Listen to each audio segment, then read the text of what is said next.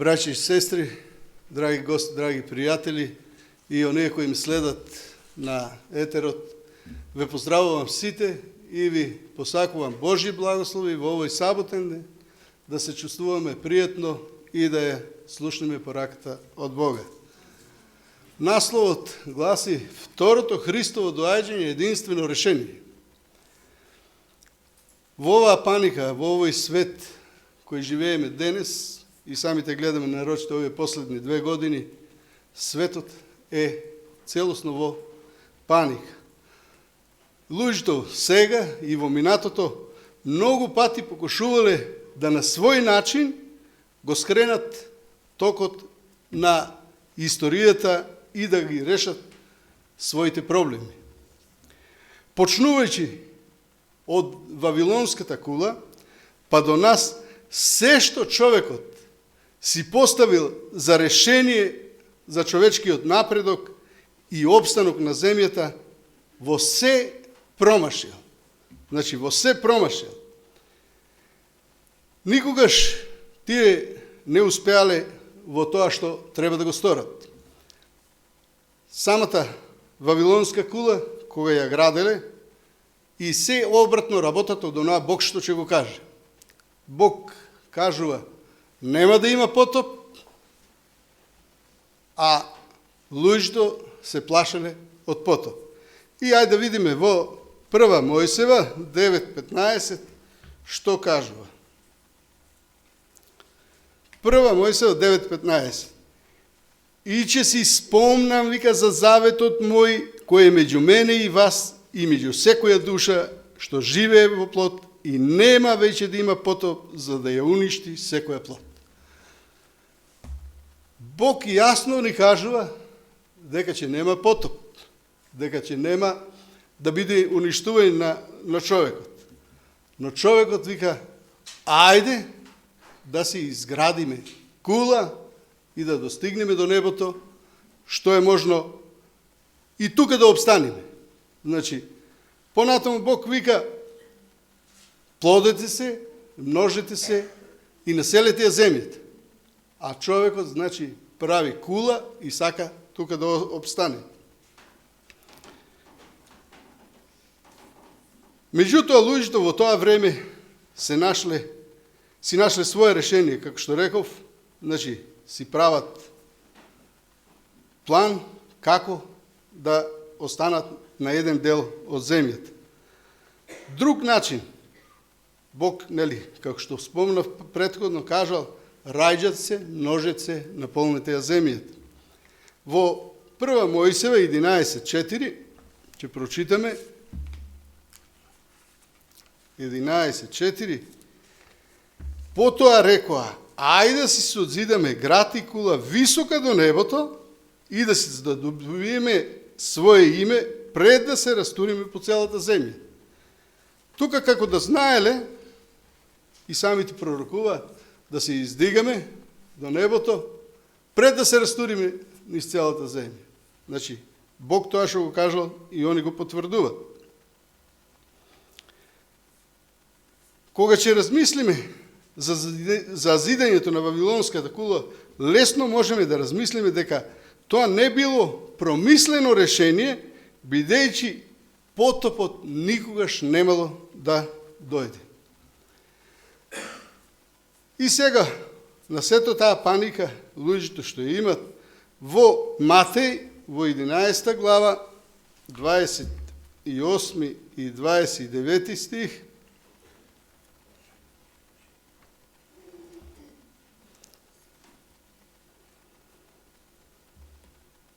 Матеј 28, уствари 11, 28, 29.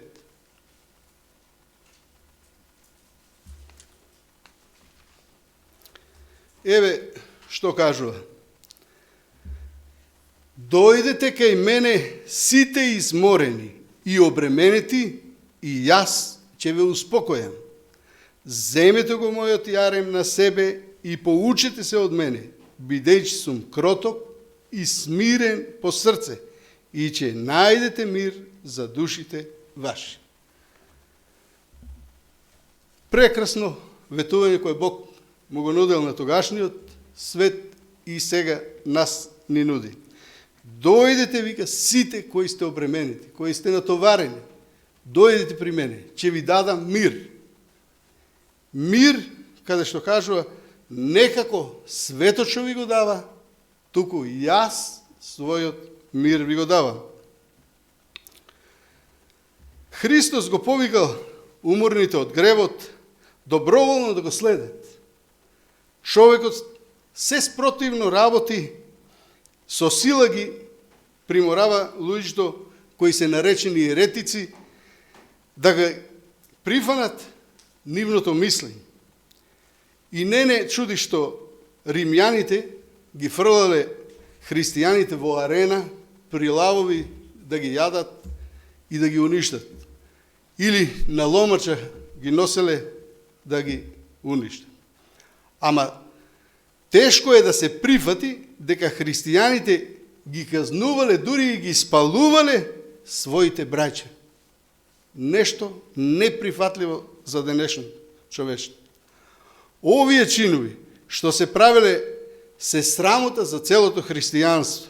Гледаме дека човекот се работи во спротивен правец наместо Божјето решение.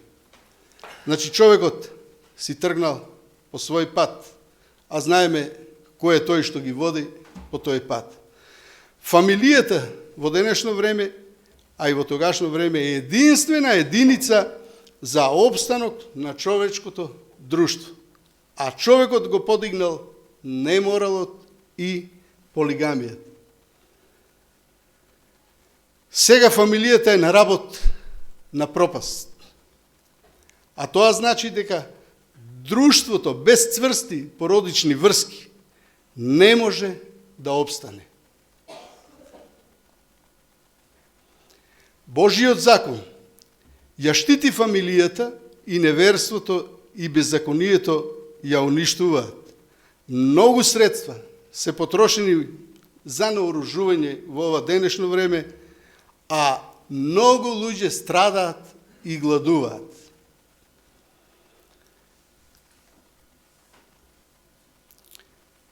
По овој пат се стигна и до самото нуклеарно оружје, кое прети опасност да човекот сам себе се уништи.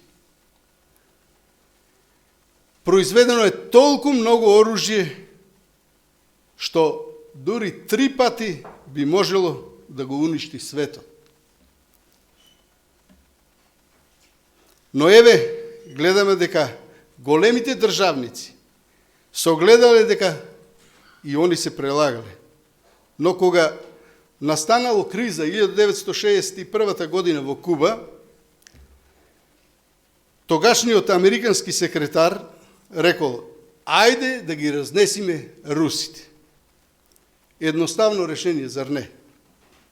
Меѓутоа, еден од генералите му рекол: можеме да ги разнесиме, но замисли дека може 25 до 50% и Америка да биде уништена.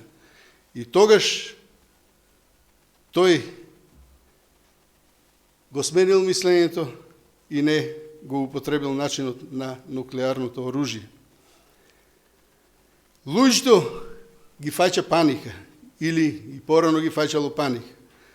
Многу опасности кои се соочуваме, ги промовираат државниците, економистите и научниците подхитно да најдат излез од ова криза за човештвото. Некој лекар рекол: сматрам дека ни постои опасност од нуклеарната технологија, која може да го уништи цел живот на нашата планета. Ова како продолжи, браќа и сестри, водата која ја пиеме, воздухот кој го дишиме, храната која ја јадеме, толку ќе биде загадена од радиоактивното зрачење и уништување. Ќе дојде време кога нече можеме да скинеме јаболка или круш, или домати, или пиперки. Ќе дојде таков свет без зелени полиња, свет без плаво небо, свет во кој ќе дојде човекот ќе живее во инкубатор како мали пиленци. И еве, гледаме што направија со оваа пандемија. Не затворија, устите ни ги затворија, така да, а во инкубатор, а на овие начин скоро е исто.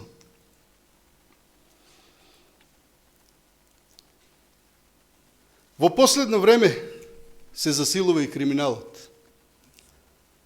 Сигурно и вие се сеќавате, до 1980 година, пред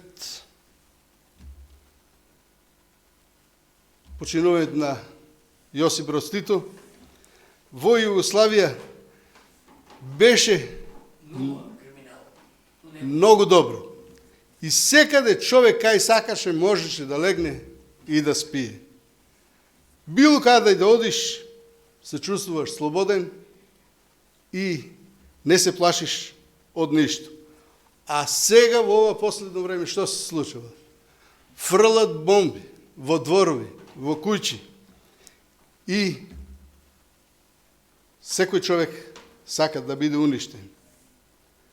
Еден пример пред неколку години, уствари, во Кавадарци, еден човек со комшијата си замерили заради кучињата ловџијски. И една ден му рекол комши, абе дај овие кучињата, тргни ги настрана. Многу лаат, многу бука ми стават, ноќе не можам да спием. Но, што се случува, браќи и сестри? Во иста ноќ, криминалецот влегува во неговата куќа. Он без да знае, кучињата лаат непрекинато. И он тогаш во совеста вика, чекај да видам што е проблем. Ја пали сијалицата и кога ќе види, што ќе види? Криминалецот во неговата соба. И размислува, овој можел комотно да ме убие. Значи, гледаме, браќи и сестри, дека човекот нема мир. И тогаш човекот отишол, му се извинил на комшијата и му рекол, комши, нека ги кучињата слободно, вака и овака се случи. Но, што се случува?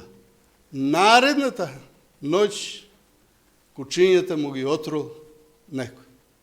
Значи, човекот нема мир било каде и да се наоѓа.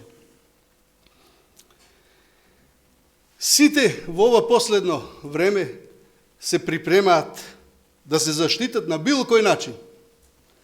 Некои стават аларми, некои камери, некои купуваат оружје за да се заштитат. Значи, со страв излегуваме од дома. Со страв се движиме низ луѓето. Со страв си легнуваме. Со страв стануваме и со страв стоиме на улица. Но за сето ова Исус унапред кажал нешто во Лука 21.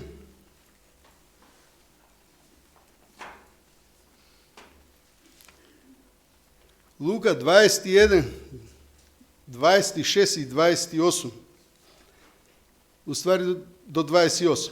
И еве што кажува. Луѓето пак ќе умираат од страв и од исчекување на она што ќе го најде светот, зашто и силите небесни ќе бидат разнишени. И тогаш ќе го видат Синот човечки како доаѓа на облаци со голема сила и слава. А кога ќе почне тоа да станува, исправете се и подигнете ги главите своји, зашто се приближува вашето избавување. Гледаме едно пророštvo каде што Бог го кажал унапред. Што кажува? Значи, луѓето ќе умираат од страв. Токму во ова денешно време, во ова збрка која настаната, луѓето ги напуштат од работа, луѓето ги фаќа болести, еве од ова пандемија, и се слуша меѓу луѓето зборови. Уф, што ќе биде со мене? Сега ме фана оваа болест, што ќе биде со мене? Значи, луѓето од страв ќе умират. И многу луѓе, јас верувам, дека ова пророштво што Бог го кажал, дека луѓето токму од страв, многу луѓе има кои се умрети од страв. А на сето тоа, нашиот непријател се радува и си зазема чекор по чекор, дури не го уништи цело човештво. Но на сета ова збунетост на човекот, Исус му дава одговор. Во Евангелие по Јован,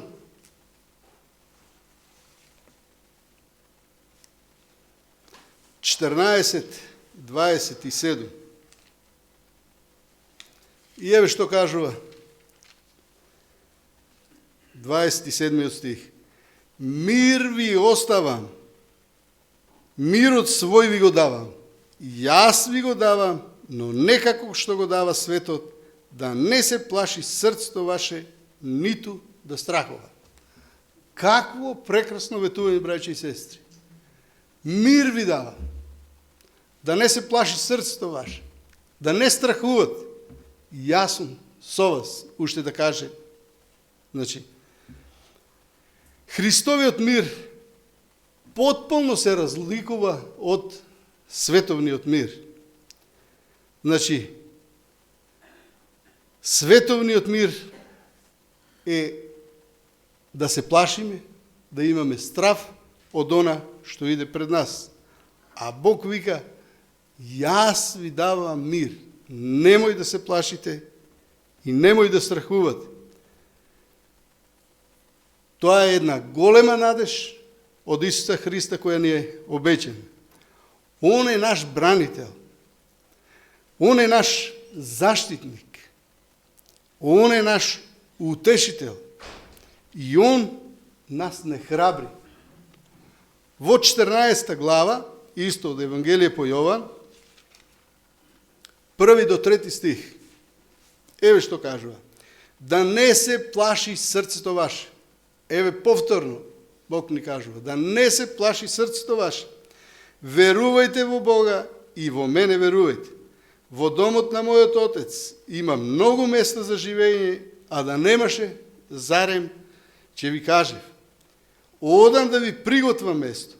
Кога ќе отидам и ќе ви приготвам место, пак ќе дојдам и ќе ве земам вас кај себе да бидете и вие каде што сум јас.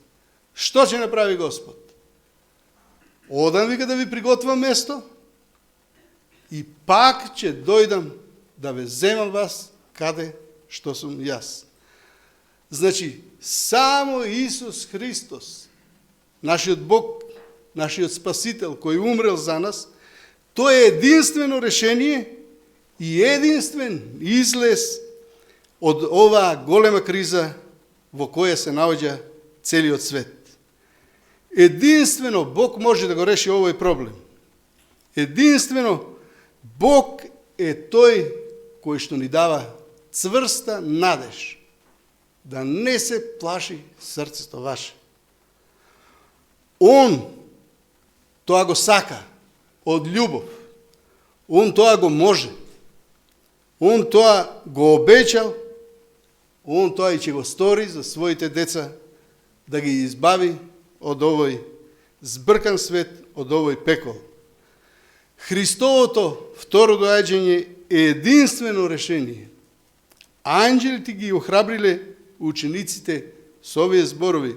Да видиме што кажале анđелите во Дела апостолски,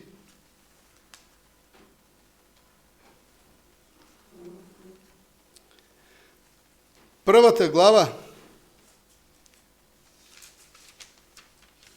11 стих. И рекоа, луѓе галилејци, што стоите и гледате кон небото? Овој Исус, кој од вас се вознесе на небото, ќе дојде пак на истиот начин, како што го видовте да оди на небото. Какво прекрасно ветување, какво обечење. Анđелите кажуваат, овој Исус, кој го видовте, ние не сме го виделе тоа вознесување на Исус Христос, али тогаш апостолите, учениците, сите што биле присутни таму, го виделе како Исус се вознесува на небото и анđелите кажуваат, пак ќе се врати на истиот начин. Таму на друго место вика, и секое око ќе го види. И оние дури кои го прободаа, кои го уништија, и тие ќе го видат. Да би ја појачал нашата вера и подигнал нас од нашата омалаксаност и безнадеж, Исус уште нешто кажал. Во Откровение 22 глава,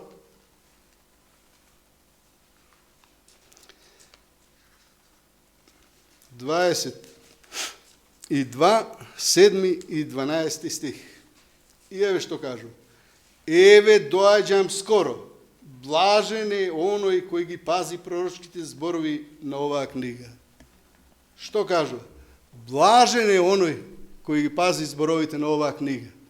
Бог ни дава на знаење да ја проучувам Библијата и да сите ветувања што ни ги дал од неа да ги слушнеме и да дознаеме дека тој се што ветил и ќе исполни.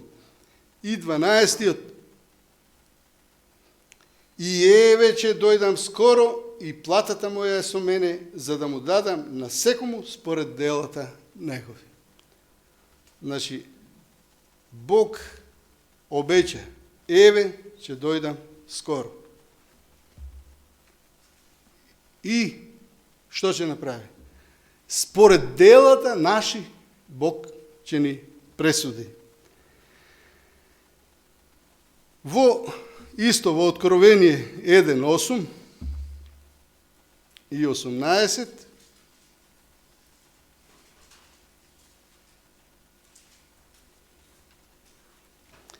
Еден,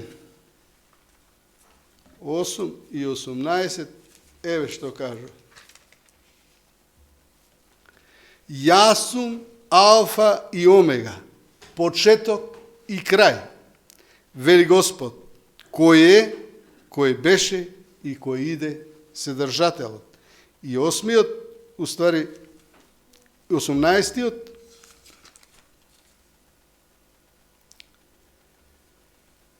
и живиот, бев мртов, и ете жив сум за сите векови и ги имам клучевите од адот и од смрт. Многу јасно кажано. Живиот, што кажам? Живиот. Значи Исус Христос е жив, не е мртов, како некои што мислат. Исус Христос дава обеќање и кажува, и бев мртов. Колку беше мртов? 3 дена. И воскресна.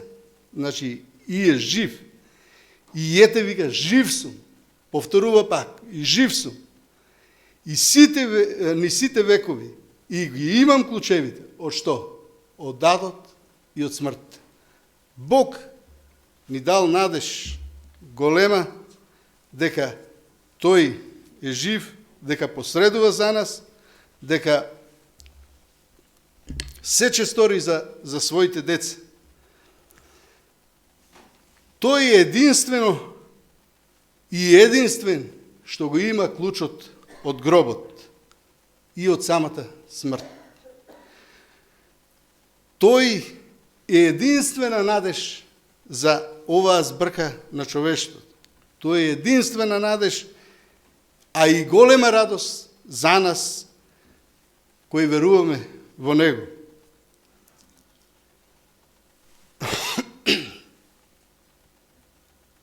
Откако човекот паднал во грев и го изгубил својот прв дом, надежта е во доаѓањето второ на нашиот Спасител. Ќе прочитаме од Јуда 14 и 15. А за овие пророкуваше Енох, седмиот од Адан, зборувајќи: ете, доаѓа Господ со илјадници своји свети ангели, за да изврши суд над сите и за да ги разобличи сите безбожници за сите нивни нечисти дела, што ги беа направиле со своето беззаконие и за сите лоши зборви, што ги изрекле за него безбожните грешници. Какво обеќање Бог ни дава, браќи и сестри? Ете, доаѓа Господ со илјадници ангели. Не доаѓа сам. Иде во слава, како цар над царевите, како господар над господарите. И само он е тој што може да го избави човекот. Во Псалм 50, да видиме што кажа. Псалм 50, од 3 до 5 стих. Доаѓа нашиот Бог и нема да молчи. Пред него ќе има оган што проголтува, околу него бура.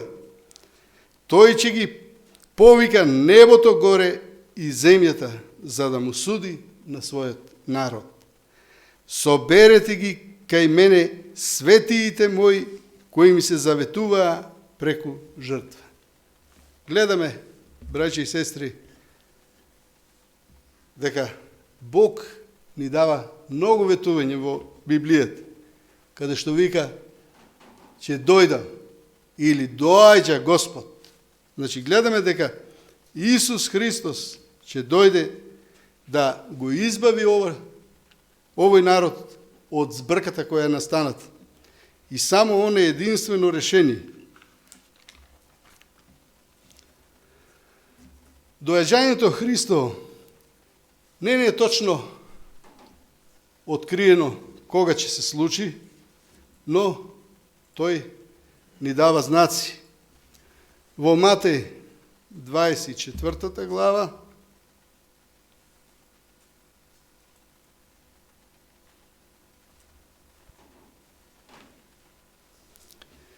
дваесет и 6 и 7 стих. Еве што кажува. Ќе слушате за војни и повици на војни. Гледајте да не се уплашите, зашто сето тоа треба да биде, но тоа уште не е крајот. Зашто ќе се крене народ против народ и царство против царство и на разни места ќе има глад, помор и потреси. А и 14-тиот ќе го прочитаме. И ќе биде проповедано ова Евангелие за царството по целиот свет, за сведоштво на сите народи, и тогаш ќе дојде крајот. Гледаме, браќи и сестри, дека унапред Бог ни кажал што ќе се случува. Ќе има војни, ќе има глад, ќе има помор. Зар не е тоа време последно, еве, со овие настани, овие 2 години што се случуваат? Помор низ цела земја. Ајде да е помор на еден дел од земјата, е друго. Ама ова што се случува е низ цел свет, низ цела земја е помор. И како што вика, и ќе се проповеда ова Евангелие, и тогаш ќе дојде крајот. Постојат многу бројни ТВ станици преку кои ден и ноќ се проповеда Евангелието. Штампање на Библии и друга литература, праќање на мисионери во други држави, се отвараат школи, цркви, болници и многу луѓе ја примат вистината. Посебно во ова последно време треба да се нагласи и од Откровение, да се нагласат овие стихови од 14 глава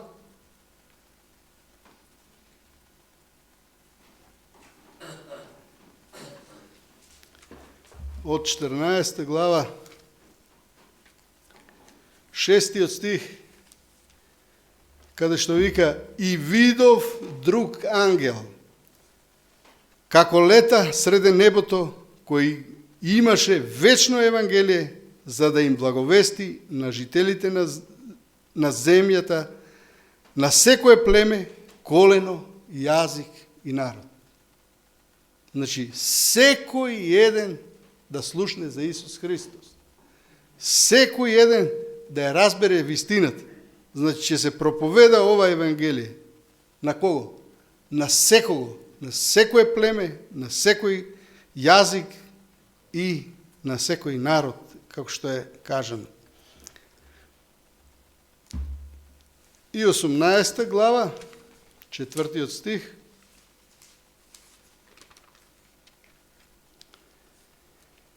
И чув друг глас од небото, како вели: излезете од неа, луѓе мои, за да не сочувствувате во гревовите неизини и да не добиете од казните неизини. Бог го опоменува својот народ. Излезете. Од каде?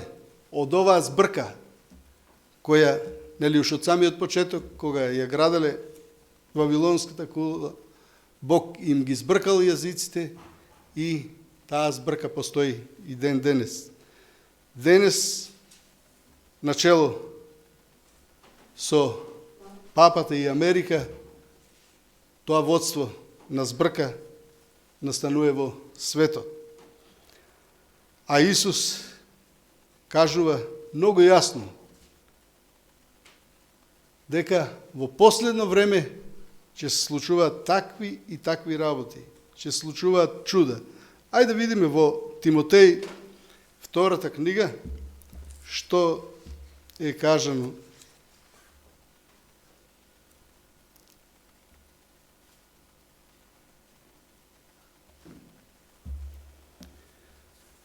Второ послание на Тимотеј, 3 глава, од 1 до 5 стих. Но ова знај го, во последните денови ќе настанат тешки времења, зашто луѓето ќе станат себељубиви, сребролюбиви, самофалци, горделивци, хулители, непокорни кон родителите, неблагодарни, неправедни, безбожници, непомирливи, клеветници, невоздржливи, нескротливи, недобролюбци, предавници, пребрзи, надуени, повеќе сластолюбиви, отколку боголюбиви. Наизглед вика побожни, а од силата на Бога се одрекле. И на крај што кажува? Од нив бегај. Значи, од такви луѓе Бог ни кажува бегај.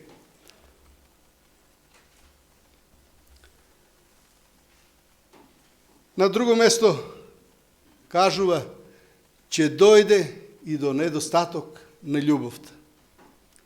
Многу ќе олади љубовта.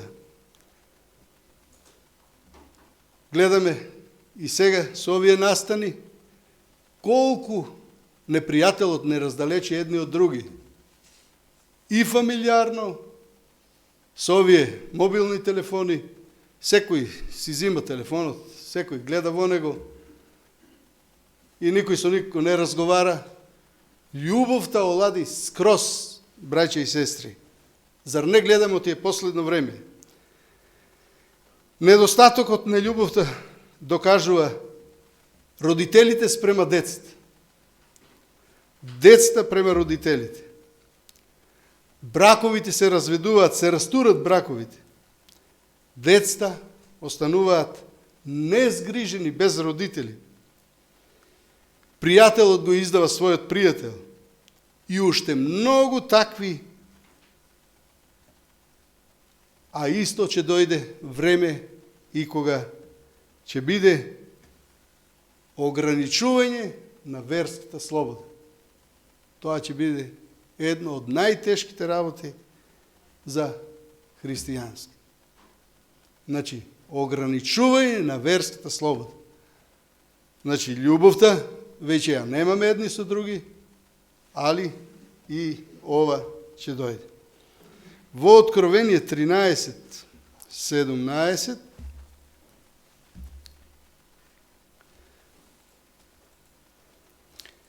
там никој вика да не може ни да купува, ниту да продава, освен оние што го имаат тој белег, или името на зверот, или бројот на името него. Еве уште едно пророштво кое се исполнува, браќи и сестри.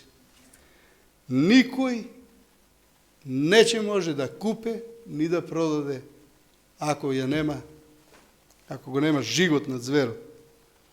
Значи, Бог унапред се ни кажува. Христос знаел дека во последно време ќе дојде до прелажување. Народот, човештво ќе биде прелагано. И еве гледаме ни светот што се случува. Во Матеј 24 глава,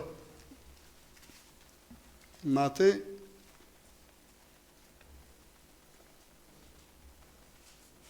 24 до 27.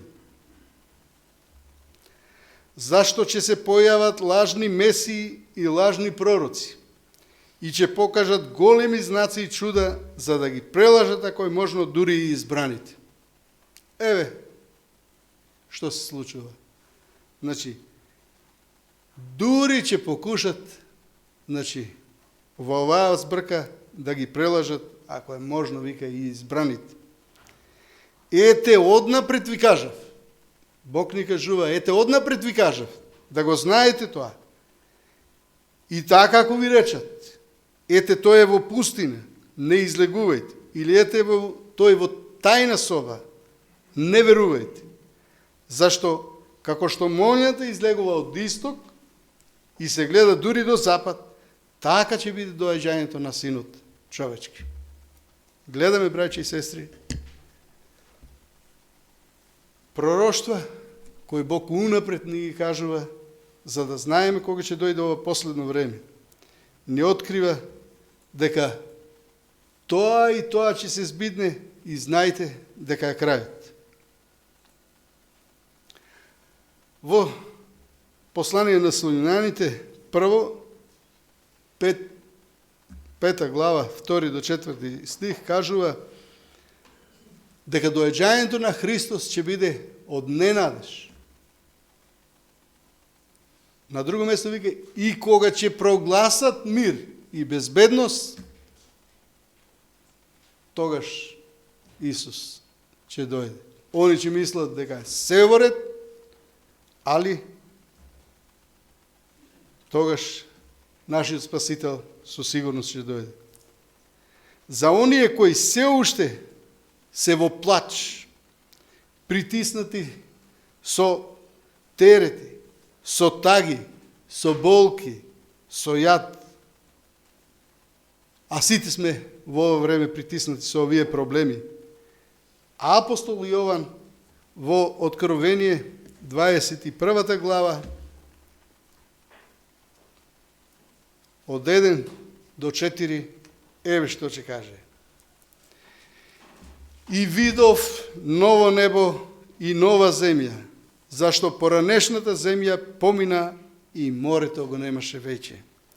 Тогаш јас, Јован, го видов светиот град Ерусалим, нов како слегува од Бога од небото, стокмен како невеста променета за својот маж.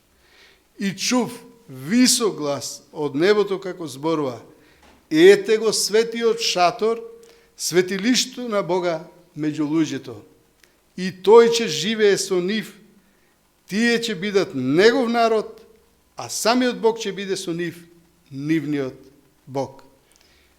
И најважното нешто, и ќе ја избрижи Бог секоја солза од очите нивни, и смрт нема да има веќе, ни плач, ни пискот, ниту болка нема да има веќе, бидејќи поранешното помина. Какво прекрасно ветување, браќи и сестри. Бог ни ветува и вика правам ново небо, нова земја, доаѓа Он на таа земја, ќе биде со нас, а уште најважното што го кажува, ќе нема болници, ќе нема гробиште, ќе нема смрт, значи, ќе нема болки, ќе нема тажачки, ќе нема плачки. Какво ветување, браќи и сестри? Бог ни нуди и тој е единствено решение на оваа збрка која е во светот. Семоćниот Бог од нас бара само едно: да избериме живот, да го отфрлиме оноа до сега што било смртта, да не размислуваме воопште за смртта. Ние сме сите грешни како човеци, али Бог ни обеча дека и после сето тоа, значи, и сите оние кои се во гробовите ќе ги воскресне, кои верувале во Него, а оние кои не верувале ќе бидат воскреснати и за уништување на земјата. Но најдоброто е, како што вика, изберете си живот. Нека му е слава на нашиот Бог, да избереме живот во веки векова, да бидеме со Него. Амин.